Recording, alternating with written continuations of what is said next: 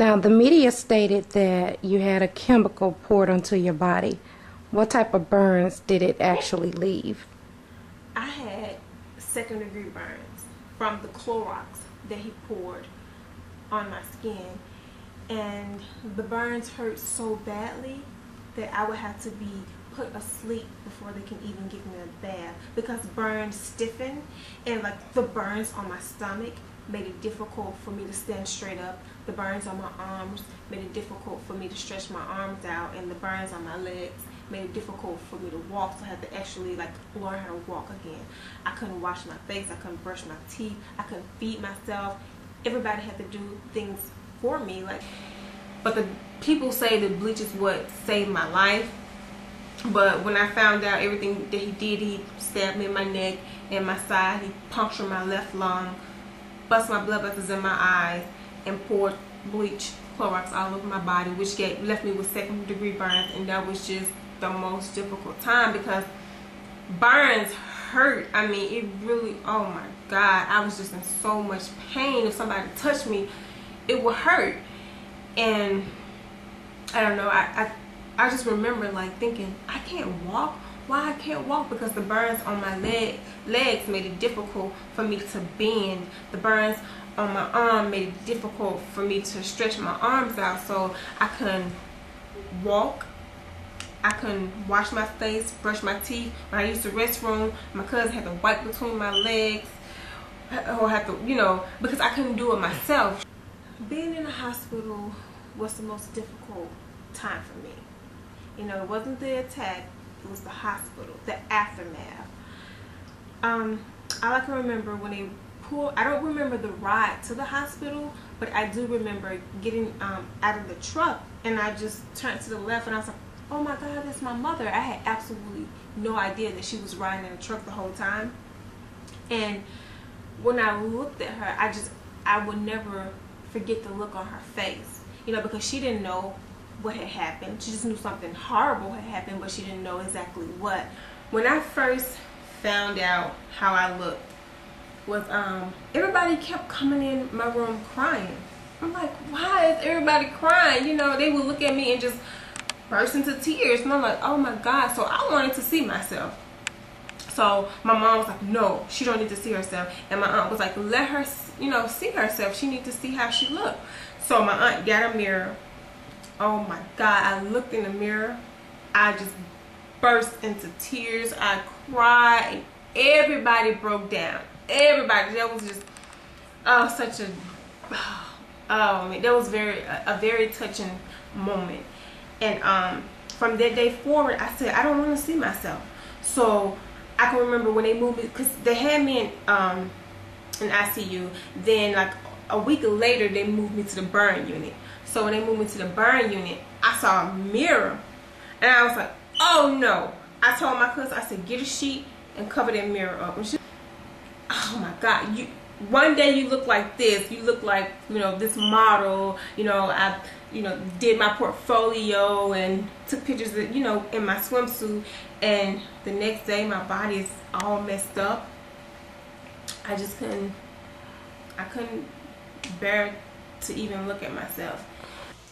I mean, it was a real dark time, and it was dark around us because she didn't want to see herself. You know, she covered up anything that could reflect anything about her, period. I don't care if it was a doorknob, if it was too shiny, we had to cover it.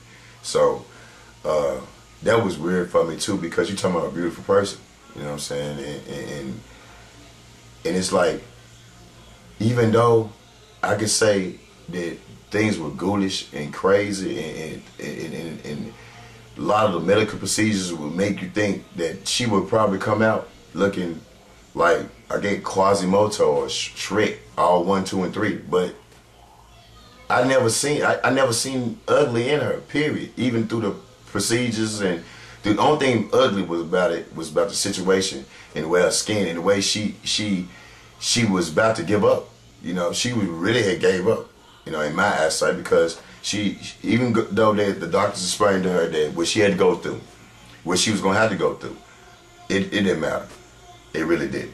And that is more or less like, I couldn't allow that to happen. I guess that what made me change as a person and give her all my strength, because I didn't want to see her fail. I didn't want to see her to give up on life.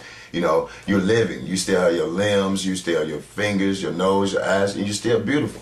So that's what I was thinking in myself.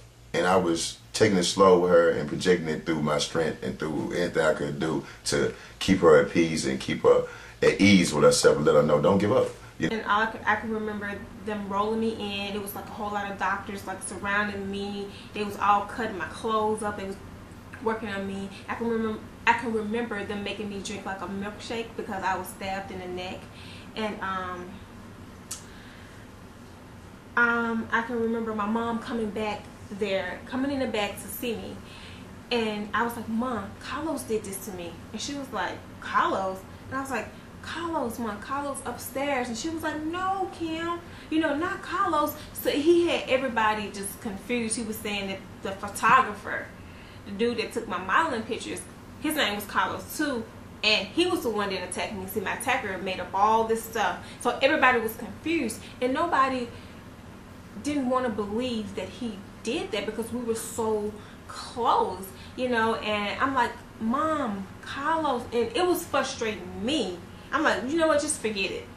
So the doctors told my mom, we need to do a DNA test on her, and then you're free to come back. So when she came back, I'm like, Mom, it was Carlos. And she was like, Carlos upstairs? I'm like, yes. And she just couldn't believe it. They pulled me to the side and they talking, and I hear Carlos. They said Carlos did it, and I'm like, what? Are you serious, Carlos? And I'm like, nah, not Carlos. We know Carlos. That's play cousin Carlos. No, cause you know he was just that cool. I felt so bad when I found out that man did that, cause we knew that man, you know what I'm saying. And then Kim, that's my dog. I mean, she was my dog. She younger than me, but she was my dog. You know what I'm saying. I always kind of took me.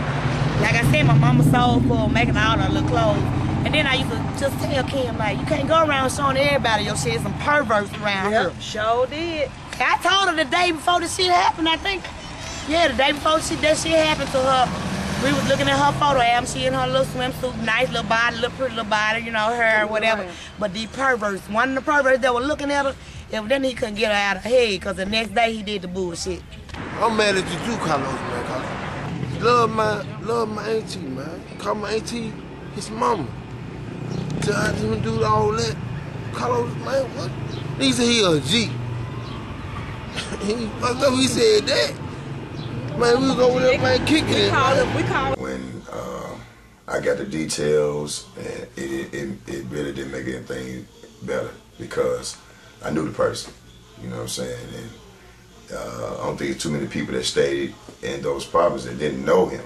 And it was just, I was astonished, bewildered, thrilled, pissed, angry,